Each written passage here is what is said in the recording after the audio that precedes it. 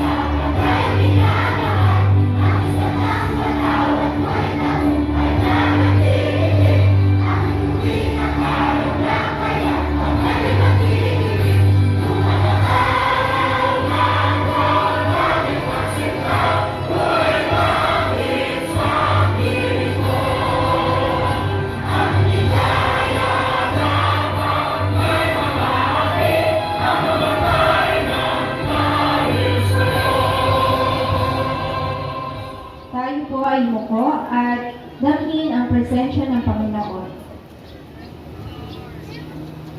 Bago ang lahat, alalahanin natin ang sinasabi sa Kawikaan 22, talata 6. Turuan ang bata sa daang dapat niyang lakaran at hanggang sa paglaki niya ay hindi niya ito malilimutan.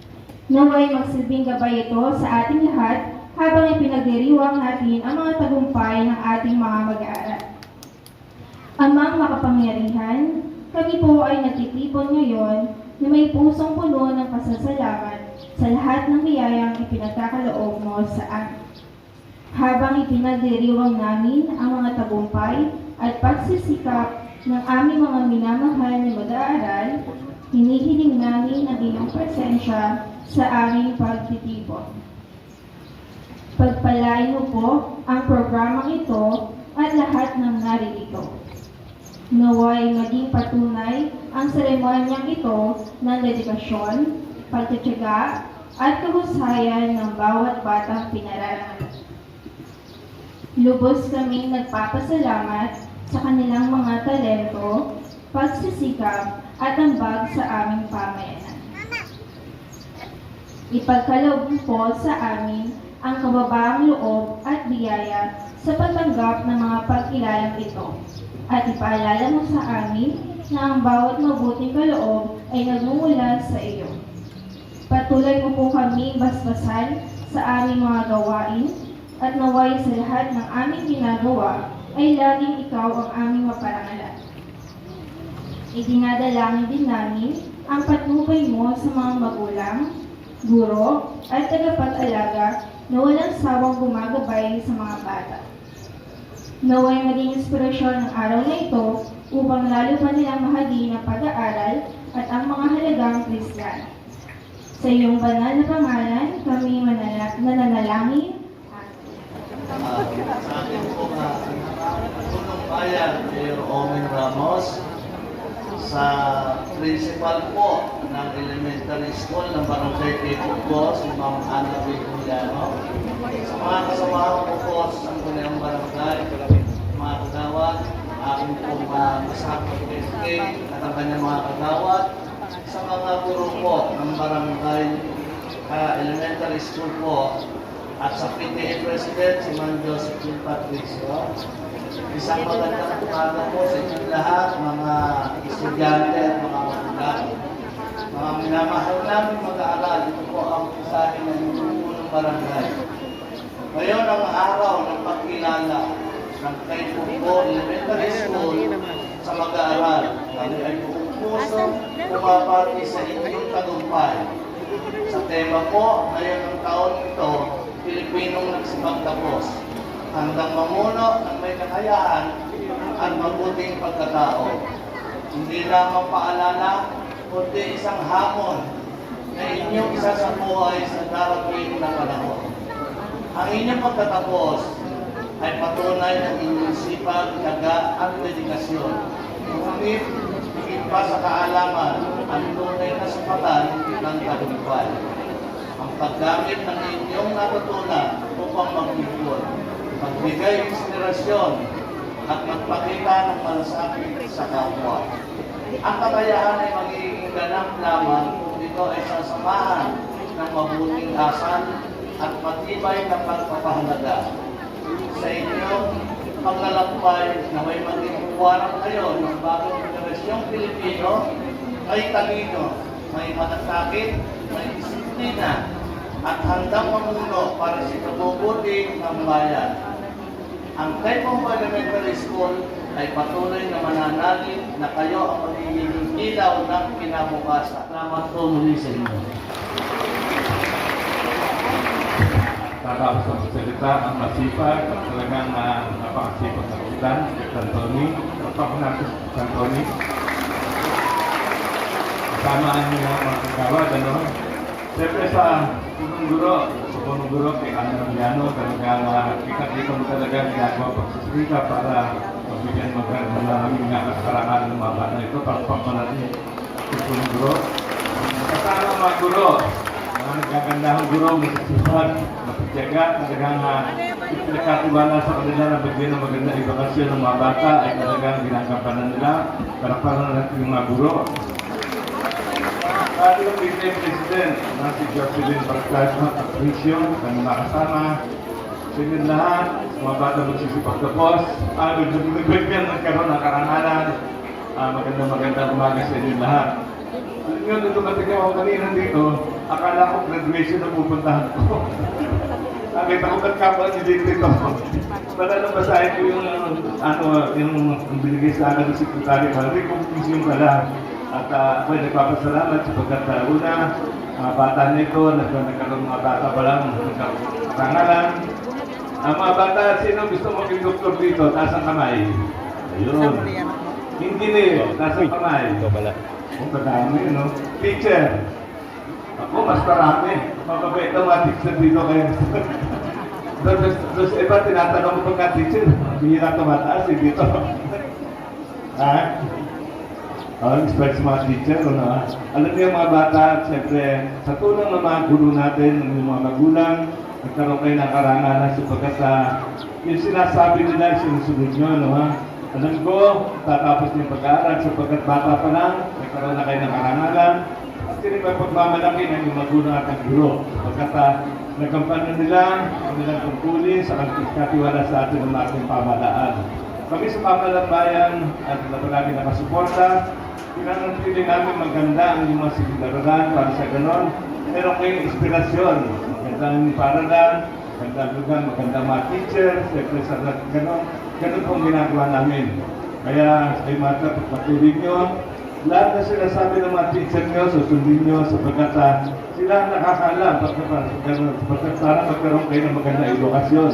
Yung mga pangarap nyo, ang mga kurso, pagdating na araw, magkakaroon ng katuparan niya sapagkat sa tiyagan ng inyong mga magulang, mga guro na kami, pamalang bayan, siyempre kasama ang ating mga kapitan, ay talagang magkakasama kami.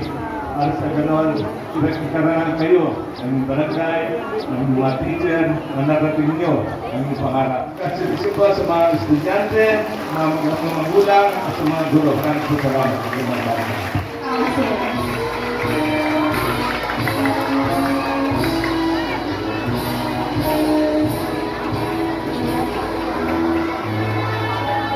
Taon po yung pinagpagura nyo ng mga bata, di po ba?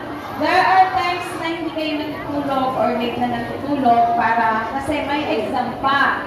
May mga contest na dapat attenan, may mga contest na dapat paghandaan, especially yung mga athletics, ang hirap ng kanilang katawan sa pag-training. So, dahil po dito, ito pong mga achievements ninyo sa araw na ito po yung bunga ng paghihirap ng mga bata na nandito. And hindi naman po nila yun magagawa kung hindi sa tulong ng mga magulang. They are very lucky na meron silang supportive parents. Kasi hindi po lahat ng bata supportive ang parents, no?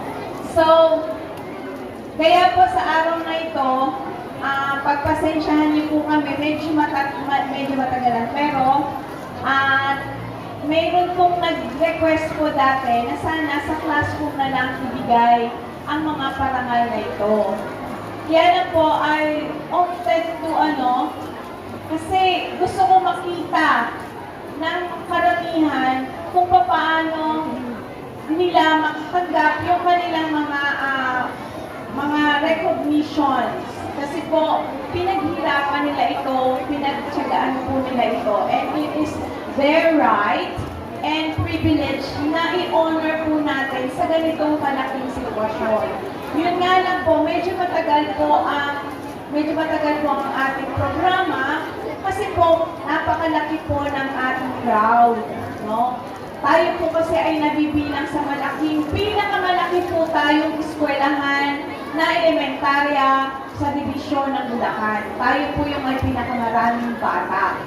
So, kaya po, bear with us. Sana po magstay kayo hanggang dulo. Panoorin natin hanggang yung grade 5 ang sasabitan ng kanilang medalya para naman makita ninyo yung kanilang achievement. At the end of the day, ito po para sa mga bata, para sa pagkukunagi, at maging inspirasyon pa nila na mas galingan sa susunod na taon ng kanila pang pag-aaral. Again, good morning and congratulations to all of you, kids and parents. Kasi walang mga kids dito kung wala ang parents. So, congratulations